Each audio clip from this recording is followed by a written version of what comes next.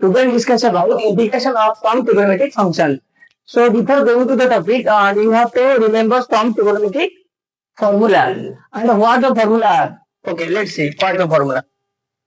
Sin A plus B plus sin A minus B. First one. Second one is sin A plus B minus sin A minus B. Third one, cos A plus B plus cos A minus B. Fourth, cos A plus B minus cos A minus B. Fifth, cos A minus B minus cos A plus B. So sin A plus B plus sin A minus B is equal to 2 sin A into cos B. Sin A plus B minus sin A minus B 2 cos A into sin B. Cos A plus B plus cos A minus B is equal to 2 cos A into cos B.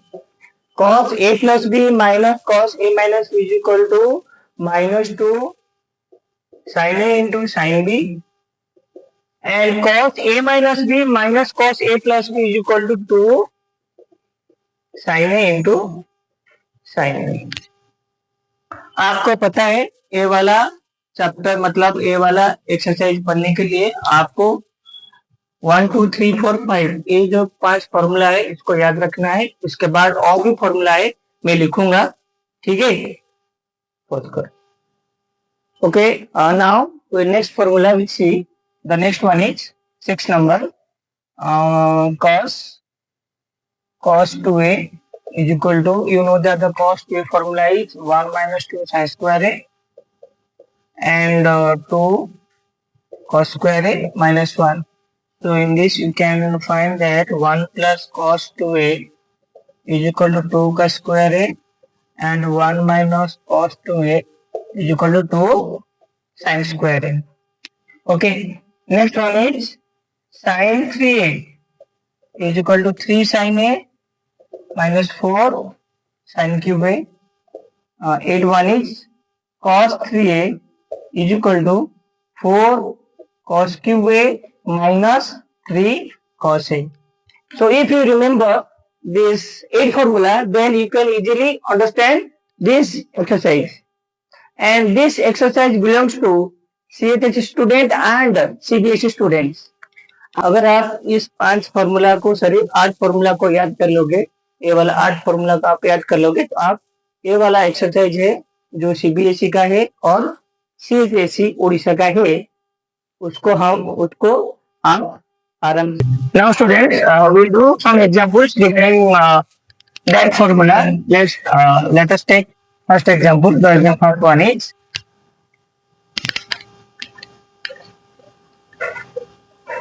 sin 3x cos 3x. Integration of sin 3x into cos 2x dx. Here you will see there are two functions here. यहाँ पर दो function है sin 3x and cos 2x है।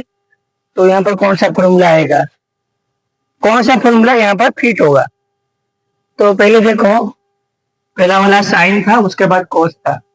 तो आपका first formula था sin a plus B plus sin a minus B is equal to 2 sin a into cos b।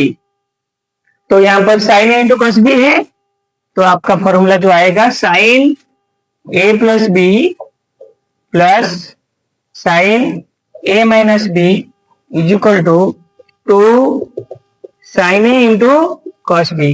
तो sin a into cos b यहाँ पर है कि नहीं? लेकिन यहाँ पर मिसिंग क्या है? ये वाला 2 मिसिंग है। तो मैं यहाँ पर 2 मल्टीप्लाई करूंगा, डिवीजन करूंगा, ठीक है। तो ये वाला आपको इस तरह लिखना है, यहाँ पर नहीं लिखना है, ये वाला क्वेश्चन है ना, तो आपको यहाँ पर लिखना है 1/2 integration of 2 sin 3x into cos 2x dx, ठीक है।